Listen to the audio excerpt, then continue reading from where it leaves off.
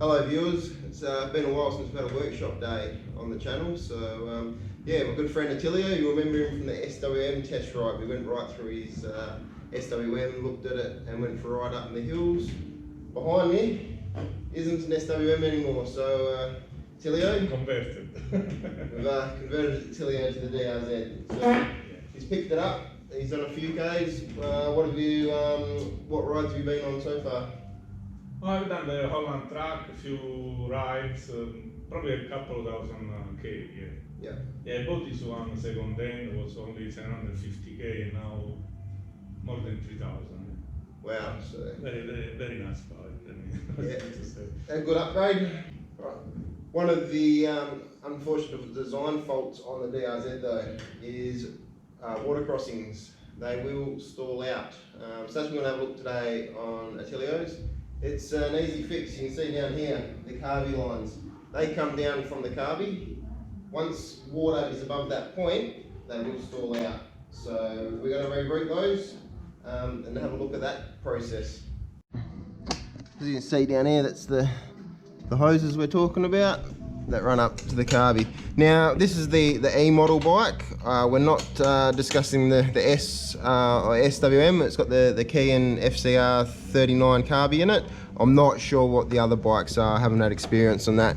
So just the first few steps, until just removing the rear rack, remove the seat and tank to get access to them.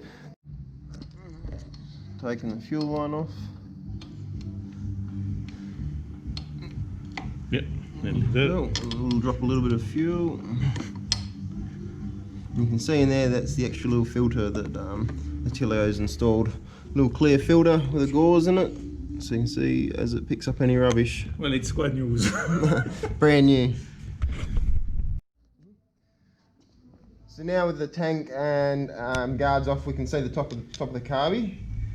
All the hoses, these pink hoses, run down through to the bottom. What we need to pick up, you need to find, just underneath your throttle position sensor here, is a T-piece. One running down, one running up, and it's the same either side. It runs through. Just see, there is a clip, a steel clip there that holds the T-pieces in. Now you don't want to knock that clip off, it's very fiddly to put back together. So it runs up into a joiner here. Sorry, not a joiner, it sort of holds the hose. So after you've found it, you need to pull it back through. Steady, steady, and it'll come back through from the bottom. So there's one clip here, right at the bottom. You actually won't need this afterwards.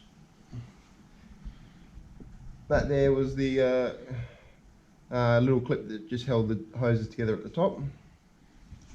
The one we should don't remove. No, that one we can remove. So the other side, the right hand side, runs down over this side and through. It's this one. We'll just start lifting up. And up it comes. But this one, what it does? It's just like a breather for the carbo, okay, to keep it balanced. And as with the water going through, start sucking. Yeah, it'll suck. It'll create a vapor lock, so it'll actually run your carby dry, and that's why in the deep creeks, the engine will stall. So there's one.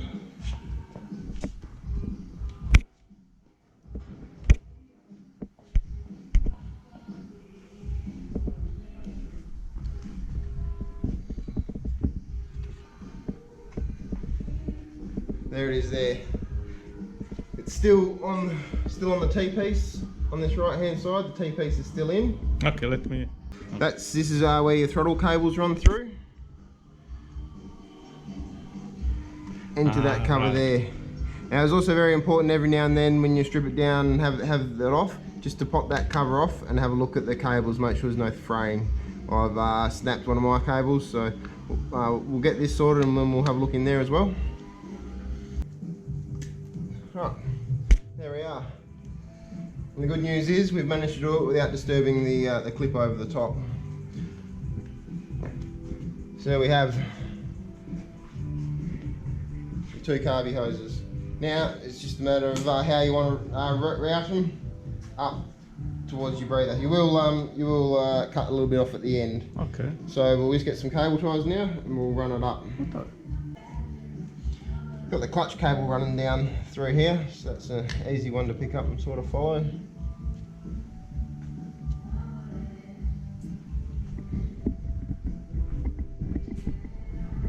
That one there. Give yourself just a little bit of slack. Okay. So in reality we are going to cut it off here or maybe a little bit. We'll trim it on to try not to cross it over because you do have the fuel tank sitting here. So this one's not much to run off. So at the end of both of them we are bringing up Yeah. instead of having. Okay. So the good old Suzuki engineering of the reusable cable tie. Oh, that's great. Yeah, they're great. That one, route it through.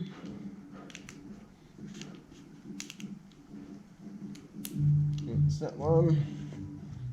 You got your two throttle cables coming down here. So that's another point. And I'll probably put a cable tie at the end here, and then we're going to cut off the excess. Okay, great. You just want a bit from the last point of your cable tie. You just want another inch or so, and we'll just trim it up. So there, nice and neat. This one. 1 inch. No, I'll lay that one there. All right. So now the carby is breathing from both the low spot and the high spot. We've increased your water crossing height from the bottom of these hoses up now to your bottom of your airbox. If you go higher than your airbox, you're going to have other issues with the water getting in, but now we have made the... Well, at least up to here we are fine. Yeah. It's a lot for a bike. Look, it's half of the height of the engine, you know. Yeah. Yeah. So you're going to, if you're up But this you way, have done more than this. Haven't yeah. you? I remember you have done up to the seat. Yeah. So that's and the best thing with this modification, it costs 2 cable ties, so about 2 cents to do it. So it's pretty much a free modification. This one is still fixed underneath, or do we need? Yep. So before we go, we need to just put these back into the Inside this the clip and fold the clip back around on itself, just like that. Okay, easy. Right, we'll reassemble the bike now. Put the tank back on, and yeah, Attilio will be out on the trails very shortly.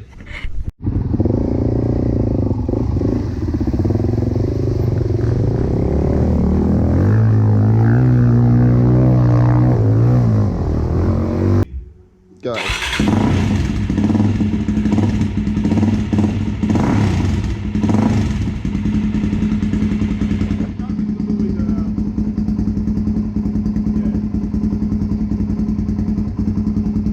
This modification doesn't affect anything in No. terms of tune-up or things like that. No performance gained or You lost. need to touch your when you cross the river. I think. So we start with the first one, the most visible. Yep. Get him on there. Yep. You'll feel it sort of clip on. And that one there goes underneath here. Underneath. How can you see when it drops off? Or? Yeah, you'll see it purge through. Okay. So I think it's missing in this bike. yep, you can hear it purging through. And it hasn't had grease for a while, Attilio. I think it has never been done, so. That's interesting. And what kind of grease you use? It's a marine waterproof grease. Okay. You can see now it has purged through underneath there. This one? Yeah. Okay. Yeah. Oh, yes, this one. Yeah. It's purged. I don't know if. Yeah, okay. So it was nearly missing, yeah? Yeah. Because I've put purple grease in it and that's what's come out. Right. And then you see it purge through like that, couple of pumps, and that's job done. Okay. And then move to the next one, below the reservoir tank. Ah, okay. Yeah, I got it. Pump, pump, pump. So if you do every 2-3 rides, of course you will install a lot less grease, but still is a good thing to do. Yeah, the thing, you don't want the grease drying out in there, because then it becomes very hard to pump through. It'll actually dry and cake in there. So if you keep it circulating, yes, you will get grease through. But they all went through very nicely. It's more the higher mileage, as you know. It's only done 3,000 k's, so it hasn't got a lot of mileage on the bike. Mine's up to 17,000. If that had never been done, it would be quite hard. Yeah, quite hard. Yeah. All right. Oh, thanks a lot. I have the impression with this force protection, I can't change the front sprocket to it. I mean, I can put a bigger one. So that quick modification done, yeah, until I was ready to hit the trails. At the moment in Perth, it's middle of summer, so our riding's backed off a bit for now. So we've got a lot of riding to come. And then yeah, we'll see what we can find this year.